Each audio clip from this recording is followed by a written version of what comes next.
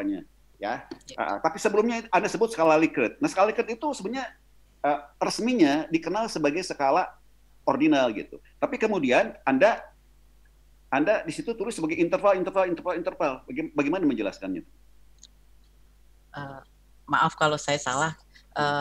Yang saya baca itu memang menjadi perdebatan bahwa sebagian itu menganggap bahwa skala Likert itu ordinal, tapi sebagian lagi memasukkannya sebagai skala interval gitu dengan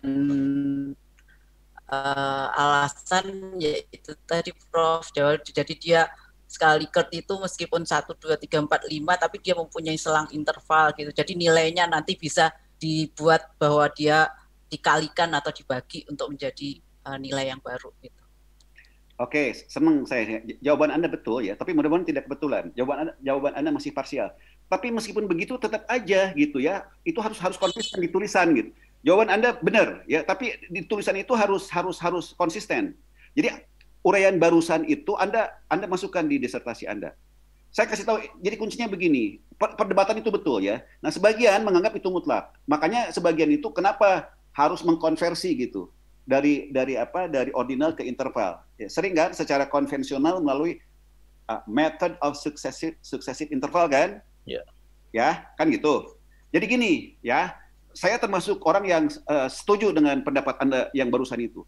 Jadi kalau kita mengukur sikap, kalau sikap yang diukur kan sikap itu abstrak kan, konstruksi. Maka mau skala ordinal, mau skala interval itu sama aja gitu. Jadi hasilnya itu tidak jauh beda, tidak terlalu beda lah secara tidak sih. Nah, tapi kalau skala ordinal itu yang diukur adalah sesuatu yang konkret kayak mobil ya. Ya, secara ordinal satu Mercy misalnya ya, kedua katakanlah Honda, ketiga Suzuki gitu ya. Nah, itu nggak bisa menjadi skala interval gitu. Tapi kalau sikap ya nggak ada masalah gitu. Tapi kalaupun begitu, Anda baiknya tuh tetap karena Anda belum doktor, Anda pakai rujukan. Ya. Karena boleh jadi juga ada orang yang yang militan gitu ya. Saya enggak kalau interval gitu ya. Kalau ordinal ada juga gitu. Tapi ya selama Anda belum dokter lebih bagus Anda pakai rujukan ya. Ya biasalah perbedaan pendapat itu. Nah, terus satu lagi ya. Kenapa Anda sebut ini sebagai lewat teori media sistem dependensi ini Anda sebut sebagai analisis mikro gitu. Kenapa Anda sebut sebagai analisis mikro? Saya juga baca di teorinya bahwa Rokeh itu juga menyebutkan Pak bahwa Prof kalau analisis mikro dia hanya melihat penggunaan sistem media, pengguna media dan efeknya gitu. Jadi kalau sistem makro berarti secara keseluruhan analisis makro secara keseluruhan dia melibatkan sistem sosial untuk analisisnya. Gitu. Jadi saya baca di media sistem dependensi di situ di tahun 98 itu sebetulnya juga mengalami mengalami penambahan bahwa sebelumnya tidak ada mediasi internal komunikasi interpersonal, tapi tahun 98 itu dia muncul adanya mediasi antara penggunaan media dan efeknya seperti itu. Jadi meskipun dia awalnya tahun 76 tapi dia asumsinya kalau saya nggak salah itu dia tetap menggunakan asumsi bahwa penggunanya aktif, Prof. Nggak, saya kurang puas dengan jawaban Anda ya. Nanti Anda cari sumber yang lebih ini ya. Jadi kalau kita ingin mengumpulkan pendapat, lebih baik cari pendapat yang lebih yang lebih mainstream, ya. Jadi istilah mikro itu sering dikaitkan dengan penelitian kualitatif mikro ya, dengan jumlah sampel yang sedikit mikro. Jadi intinya individu sih sebenarnya. Ya, menurut saya sih penelitian Anda ini tetap makro gitu. Dan memang istilah mikro dan makro itu bukan bersifat hitam putih ya. Tapi kalau menurut saya cari aja yang aman, ya. Satu lagi, nah kalau misalnya apakah penelitian mikro bisa positifis? Bisa, ya. Cuma ya biasanya itu lebih ke penelitian behavioristik gitu, ya. Jadi misalnya eksperimen. Jadi benar-benar pada individu gitu, pada individu yang dilihat. Misalnya eksperimen cuma 30 orang, ya, melihat dampak sesuatu. Ya, misalnya kalau Anda ingin melihat perbedaan dampak antara media sosial, apakah Instagram, Facebook, Twitter atau apalah gitu ya, kemudian Anda menggunakan eksperimen atau mungkin dalam Facebook atau Instagram tapi dengan desain beda-beda, mana yang lebih efektif, kan itu bukan lewat eksperimen kan. Nah, itu lebih bersifat mikro gitu. Hati-hati aja. Tapi apakah makro atau mikro, hati-hati ketika Anda menyebut tadi menerjemahkan sebuah buku, konteksnya seperti apa.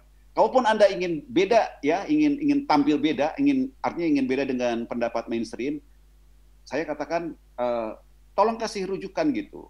Supaya tidak ada ruang buat orang lain ya untuk menyerang Anda gitu. Ini yang saya baca. Ya, yang saya baca, saya menggunakan rujukan ini ya. Tapi pemahaman Anda harus benar dulu gitu.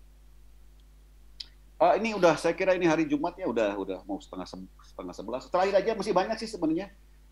Tolong pertanyaan Anda itu ya wordingnya diperbaiki, ungkapannya itu ya. Di situ tidak ada kan, saya ngerti lah, saya paham ya. Tapi penggunaan itu, partisipasi politik itu siapa di situ? Kan mahasiswa ya.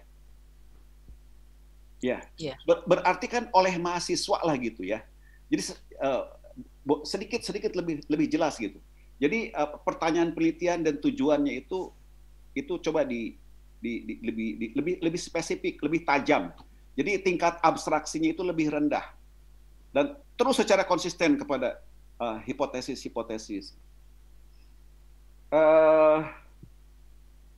Terakhir sekali ya, mungkin seperti saya katakan ini hanya untuk menegaskan aja.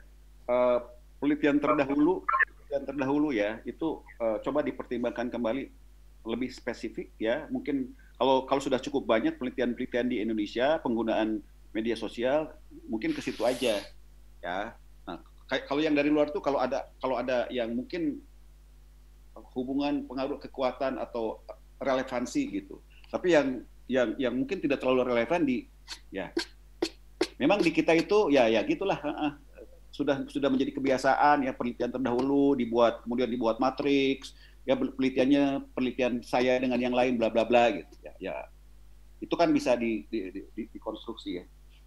Dan yang terpenting sekali ya, saya tanya terakhir aja, temuan unik penelitian Anda tuh apa? Kalau saya minta Anda dengan satu kalimat yang agak panjang boleh, apa temuan yang oh gitu toh ya. Mungkin orang saya ingin yang baru, yang unik aja deh, apa yang membuat orang tuh jadi di luar antisipasi gitu ya, apa tuh? Karena begini ya, kalau di luar negeri ternyata misalnya begini, para politisi yang aktif menggunakan sosial belum tentu menang ya, belum tentu menang dalam pilpres, itu belum tentu gitu. Ada yang menang, Obama menang ya, tapi dulu Clinton lawan siapa lupa saya ya, Clinton yang menang, padahal lawannya itu lawan Hillary Clinton. Nah kayak gitu, ya. Misalnya kalau temuan penelitian ada menunjukkan, ternyata bahwa ya mahasiswa itu nggak peduli itu dengan politisi yang terlalu banyak gitu, Abu Janda tuh kurang gimana gitu ya, Abu Janda itu ya. Tapi kan malah kan survei terakhir banyak orang yang tidak menyukai dia, makin naik. Satu kalimat aja, yang unik, yang apa ya, yang aneh, yang apa gitu, ada apa? Bahwa efikasi politik mahasiswa, khususnya di penelitian ini adalah efikasi politik eksternal, itu akan mengurangi partisipasi daring dari mahasiswa. Itu yang paling penting. Jadi mereka yang memiliki efikasi yang menarik. Tadi Profesor minta yang menarik. Sebetulnya tadi ada, tapi karena disanggah Pak Kunto tentang bahwa diskusi politik politik luring akan mengurangi partisipasi. Sebetulnya itu, tapi tadi menurut Pak Kunto tolong dicek dulu gitu. Jadi saya mau memilih yang lain, bahwa efikasi politik yang dimiliki mahasiswa semakin tinggi akan mengurangi partisipasi politik daring mereka. Nah, ya, tapi itu harus dijelaskan. Kalau ada yang tanpa seperti kontradiktif, menarik unik itu kan harus misalnya katakanlah itu hasil dari pengujian hipotesis. Tapi kan kita harus bisa menjelaskannya kenapa begitu kan?